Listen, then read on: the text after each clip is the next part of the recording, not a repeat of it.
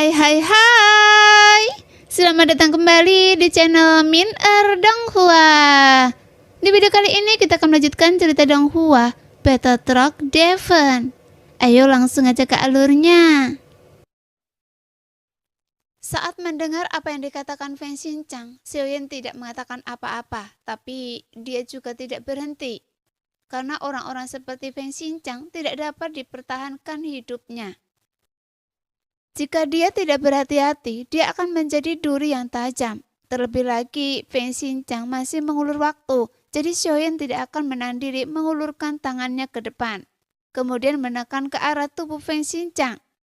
Segera, sebuah bayangan tangan besar muncul dan pada saat yang sama, sebuah kekuatan penindas yang tak terlihat menyelimuti-nya.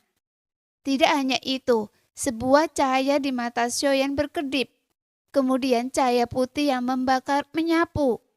Jelas, kali ini Xiaoyan menggunakan keterampilan menggenggam matahari dan bulan di tangannya, yang merupakan keterampilan bertarung yang unik dari avatar Yuan Shen setelah bergabung dengan tubuh fisik Xiaoyan. Terlebih lagi, keterampilan bertarung ini akan berubah seiring dengan ukuran tubuh Xiaoyan. Meskipun tubuhnya hanya beberapa ribu kaki panjangnya saat ini, tapi kekuatannya tidak boleh diremehkan.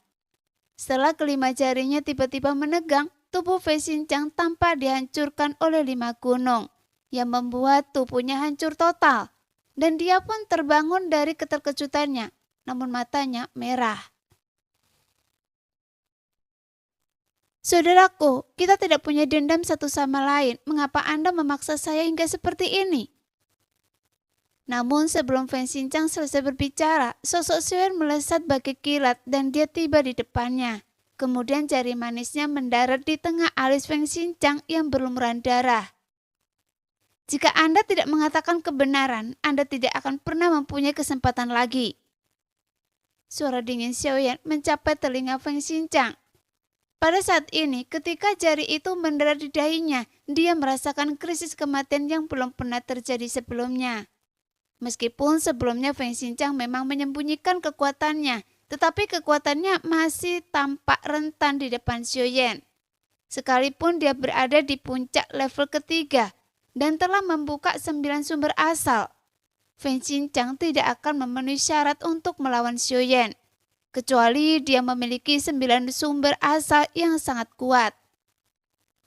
Melihat Feng Xinjiang masih ragu-ragu, Xiaoyan mengirimkan kekuatan hisap yang kuat dari jari-jarinya yang membuat vitalitas Feng Xinjiang dengan cepat diserap seperti mata air. Saudaraku, tunggu sebentar. Tunggu dan lihat saja. Feng Xinjiang tidak berani menyembunyikan apapun lagi dan segera mengeluarkan selembar batu giok yang tertuliskan Istana Surgawi. Karena setelah dia tiba di sini, seseorang menyebarkan perintah berburu. Saudaraku, Anda terlihat sama persis seperti yang ada di lembaran giok itu. Jadi, sambil berbicara dan mengeluarkan slip giok, Feng Xinjiang memperlihatkan senyum pahit. Karena dia tahu bahwa dia sekarang tidak bisa lagi menipu Xiaoyan. Dan hanya dengan cara inilah dia dapat memiliki kesempatan untuk bertahan hidup. Meskipun Xiaoyan telah menebak tentang perintah pembunuhan dari Istana Surgawi, namun dia tidak menyangka hal semacam itu akan menjadi kenyataan. Sambil melihat Feng Xinjiang, Xiaoyan menarik jarinya dan tidak memilih untuk membunuhnya, karena tidak mudah untuk membunuh orang ini. Meskipun Feng Xinjiang tampak terluka dalam serangan sebelumnya, Xiaoyan dapat merasakan bahwa pria ini masih menahan diri. Adapun alasan sebenarnya mengapa dia mengatakan yang sebenarnya kepada Xiaoyan, mungkin bukan karena dia takut akan hidup dan matinya, tetapi karena dia tidak ingin membuat musuh dengan Xiaoyan, yang menunjukkan bahwa orang ini sangat pintar. Pada saat ini, Xiaoyan mengangkat tangannya dan mengambil 5.000 kristal waktu dan ruang di tangannya. Kemudian dia pergi membawa Ye Beijing dan Xiao Yueli bersamanya. Dan segera berubah menjadi pelangi panjang dan meninggalkan bintang itu dengan kecepatan yang sangat cepat. Ayah, apa yang terjadi? Xiao Yueli tiba-tiba bertanya. Jadi Xiaoyan segera memberitahu Yueli tentang perintah pembunuhan yang dikeluarkan oleh Istana Surgawi, yang membuat Xiao Yueli sedikit mengernyit. meskipun dia tidak takut pada istana surgawi dalam hal kekuatan. Ayah, mereka sebenarnya tahu bahwa kita akan datang ke tempat misterius. Siapa yang membocorkan berita itu? Mungkinkah ada seorang pengkhianat dari alam dewa kuno yang membocorkan informasi tentang kita ke istana surgawi? Atau apakah istana surgawi menggunakan metode lain untuk menghitung bahwa ayah akan datang ke sini? Tentu saja, istana surgawi pasti memiliki cara, jadi kita harus berhati-hati. Jika tidak, ini akan menjadi masalah besar. Gumam Xiaoyan dengan serius, karena meskipun kekuatan Xiaoyan sekarang telah mencapai tingkat ketiga keabadian dewa, saat dia meninggalkan Sensi dan menuju dunia kuno dewa iblis. Sejauh pengetahuan Xiaoyan, yang terkuat di antara Raja Roh ini hanya berada pada tingkat dewa abadi, dan kekuatan mereka diblokir di bawah itu. Sekalipun mereka memiliki hati yang abadi, mereka bahkan tidak memenuhi syarat untuk melawan Xiaoyan sekarang. Seolah-olah dalam sekejap mata, Xiaoyan telah berubah dari seorang antek menjadi seorang tuan. Dan dia berdiri di atas kepala mereka, sehingga mereka hanya bisa melihat ke atas. Tapi sekarang, banyak hal aneh terjadi di Sensi, dan dunia mencoba menghasilkan orang-orang yang lebih kuat. Jadi sepertinya ada perubahan dalam hal kekuatan mereka, yang memungkinkan kekuatan para Raja Roh ini telah meningkat pesat dalam waktu yang singkat. Ketika Xiaoyan meninggalkan bintang ini, dia langsung bertanya-tanya, sebenarnya apa yang direncanakan istana surgawi? Meskipun setiap kali Xiaoyan kembali ke Sensi, istana surgawi akan terus mencari masalah dengan Xiaoyan seperti plester kulit anjing. Dan masalah itu selalu berhasil diselesaikan berkali-kali. Jadi Xiaoyan bertanya-tanya dalam hatinya, apakah istana surgawi sebenarnya berada di bawah kendali divisi kehancuran? Jika itu benar, lalu siapa yang bertanggung jawab atas divisi penghancuran ini? Apakah karena perintah dari kepala penghancuran inilah saya dikejar terus-menerus hingga saya mati? Pada saat ini, pertanyaan-pertanyaan ini terus terlintas dalam benak Xiaoyan. Namun masih sulit untuk mengklarifikasi masalah ini. Hanya saja untuk saat ini, dia tidak bisa mengambil inisiatif untuk bertanya selama pertemuan divisi penghancuran. Karena hal itu hanya akan membuat musuh waspada.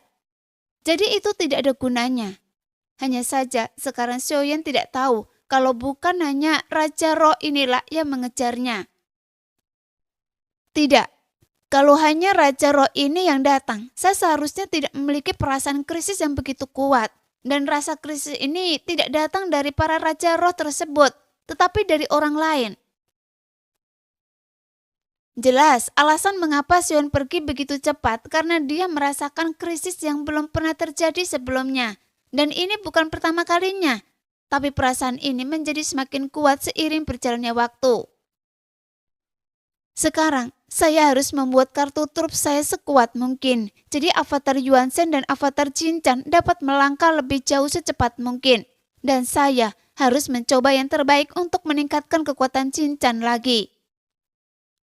Memikirkan hal ini, Xiaoyan segera mengeluarkan gulungan milik ratu.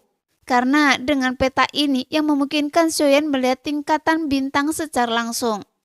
Tetapi Xiaoyan tidak memilih tingkatan bintang itu. Sebaliknya, dia bergegas menuju bintang terdekat dengan kecepatan tercepat. Sehingga sosok Xiaoyan dan yang lainnya melesat ke dalamnya seperti meteorit yang jatuh dengan suara keras. Saat mendarat, bintang-bintang tampak bergetar hebat. Kemudian sosok Xiaoyan berubah menjadi pelangi panjang dengan guntur yang menyambar terus-menerus, membawanya di antara bintang-bintang dengan kecepatan yang luar biasa. Segera avatar Yuan Shen langsung pergi ke dalam inti bintang, sedangkan tubuh aslinya membunuh di sepanjang jalan, dan dia terus membunuh semua binatang luar angkasa yang lewat, dan kemudian avatar jangkrik emas melahap kekuatan mereka.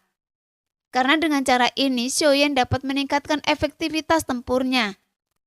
Meskipun alam yang diperoleh semuanya ilusi, bahkan jika fluktuasi yang dipancarkannya adalah tingkat kelima, kekuatan tempur sesungguhnya masih jauh dari mencapai tingkat kelima yang sebenarnya. Namun Xiaoyan menemukan bahwa dalam proses melahap terus-menerus, ranah avatar jangkrik emas secara bertahap melemah karena pertempuran. tetapi kekuatannya sendiri secara bertahap meningkat. Hanya saja kecepatannya sedikit lebih lambat. Setelah melahap sisa kekuatan Raja Kupu-Kupu, Xiaoyan mulai membunuh terus-menerus dan jumlahnya juga mulai terkumpul. Karena kekuatan makhluk luar angkasa ini semuanya relatif lemah. Jumlah mereka hanya bisa terus bertambah. Pada saat ini, aura yang terpancar dari avatar jangkrik emas sudah mewakili tingkat kelima yang sebenarnya. Namun setelah mencapai tingkat kelima, kecepatan peningkatan avatar jangkrik emas menjadi semakin lambat. Namun Xiaoyan juga tidak menyerah, bahkan dia tidak melepaskan satupun binatang luar angkasa dan terus membiarkan avatar cincin terus melahapnya, yang membuat peningkatan kekuatannya terus-menerus meningkat. Hanya saja rasa krisis dalam hati Xiaoyan tidak berkurang sedikit pun, yang membuat Xiaoyan merutkan kening dan bertanya-tanya, musuh seperti apa yang bisa membuatnya merasakan krisis yang begitu kuat dari sebelumnya. Nah, demikianlah video hari ini. Terima kasih sudah menonton video Min sampai selesai. Sampai jumpa lagi di video selanjutnya.